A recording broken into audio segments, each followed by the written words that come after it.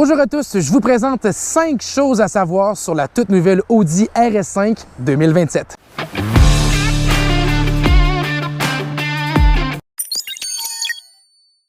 Tant qu'à être sur le bord d'une piste de course, pourquoi pas commencer par les performances de ce véhicule-là? On est d'ailleurs dans la division RS, la plus extrême ici chez Audi. On a un moteur V6 de 2,9 litres qui est doublement turbo-compressé.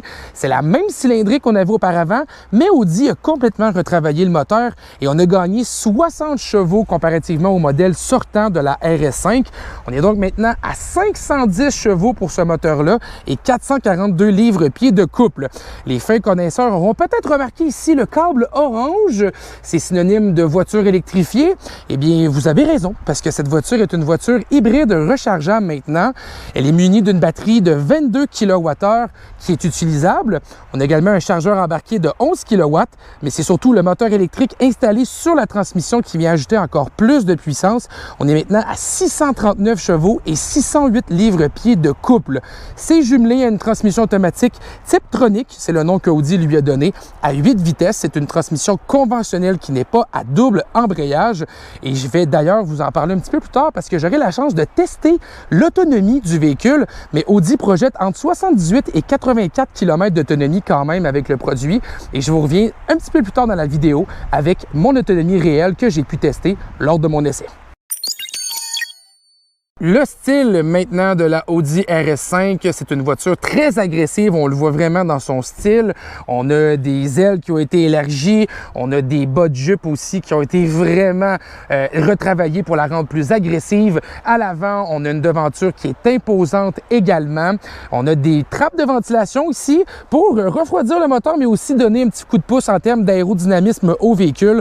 Donc on l'a vraiment travaillé là, pour la rendre la plus possible compétente sur les routes. Faut savoir qu'il y a 2 gabarits disponibles. Vous regardez la version berline, mais il y a une version familiale aussi qui existe et malheureusement, elle ne viendra pas au Canada, du moins pour l'instant.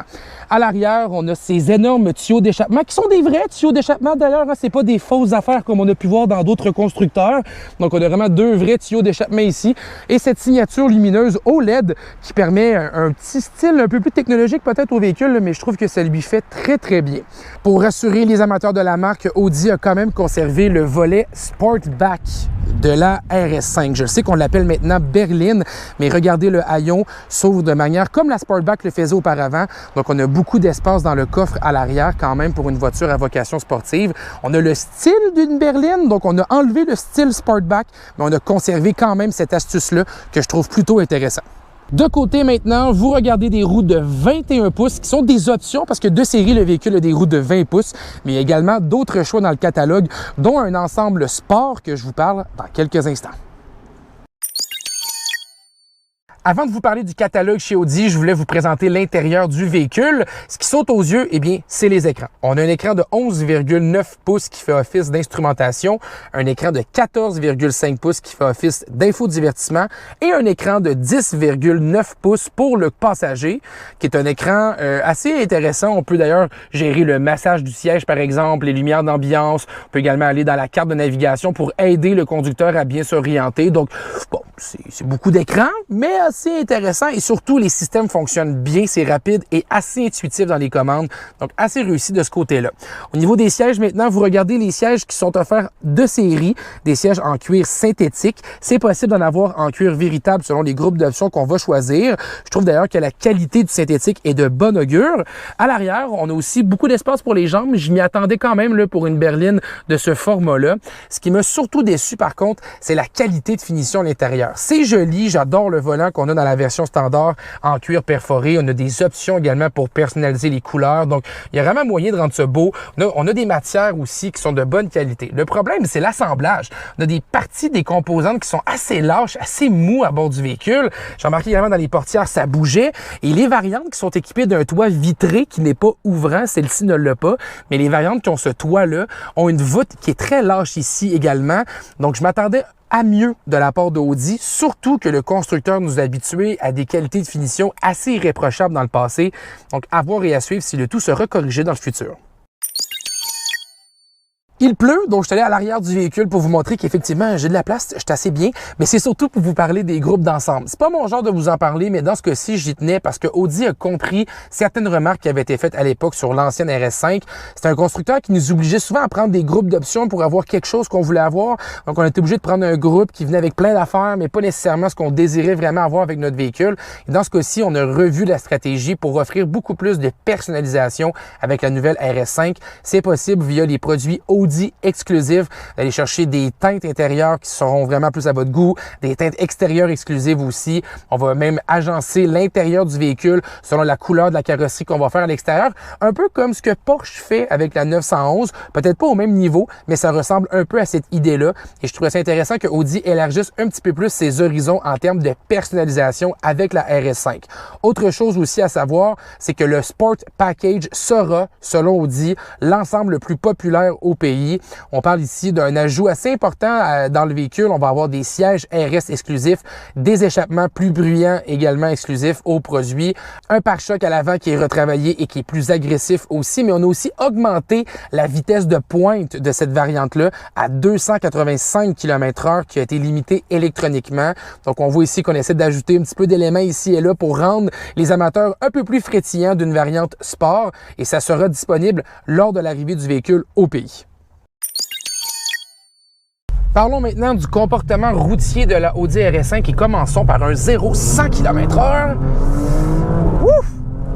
En tout cas, je vous confirme qu'elle ne manque pas de puissance. Cette voiture est assez performante, merci.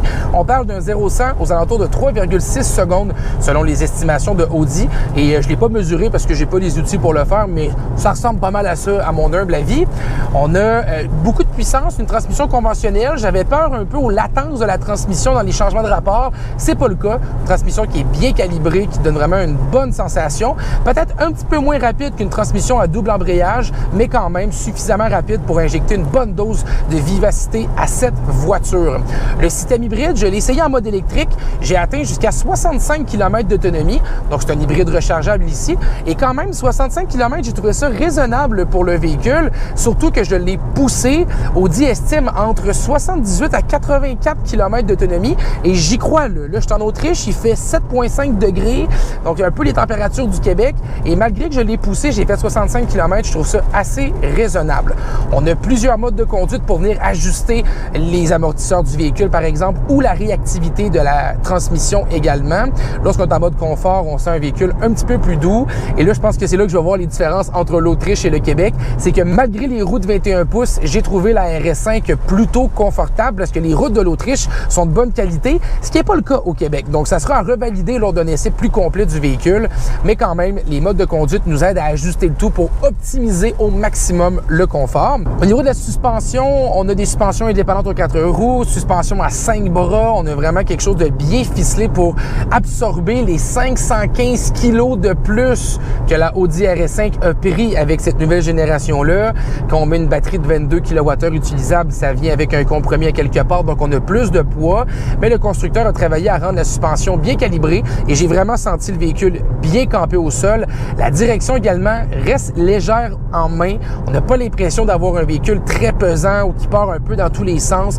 Donc vraiment, il y a une calibration qui a été bien réfléchie ici, mais c'est surtout au niveau du différentiel à l'arrière. On a revu le système Quattro et on a injecté sur le différentiel un moteur électrique pour gérer le couple disponible. Lui va pouvoir l'envoyer beaucoup plus rapidement entre la roue droite à l'arrière ou la roue gauche. Donc ça nous permet vraiment d'avoir une sensation dans les courbes qui nous pousse à l'intérieur. Je me suis même posé la question, est-ce que la RS5 est munie d'un système de roue directionnelle, tellement j'ai trouvé le système efficace, donc c'est pas rien. Il faut savoir aussi que le système Quattro optimise la propulsion en premier, donc c'est 60% de l'énergie qui est envoyée à l'arrière en conduite normale et 40% à l'avant, mais selon le mode de conduite, on peut aussi se rendre jusqu'à 85% de l'énergie vers l'arrière. Donc vraiment une bête qui est équipée pour veiller tard. D'ailleurs, j'ai pu la mettre sur la piste et voici comment ça se passe. C'est parti.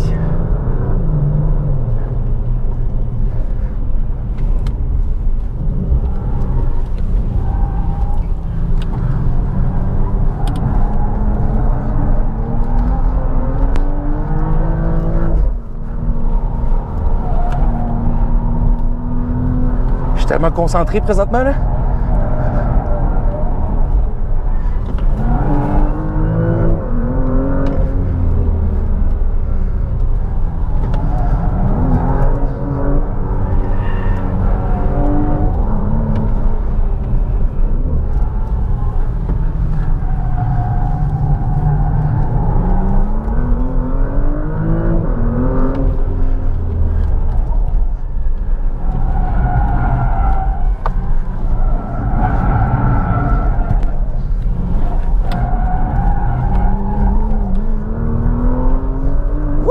C'est ce qui conclut mon premier contact avec la Audi RS5 2027. Je n'ai malheureusement pas encore les prix du véhicule qui risque d'être assez salé quand même. On va surveiller ça de près, ni la date d'arrivée au Canada.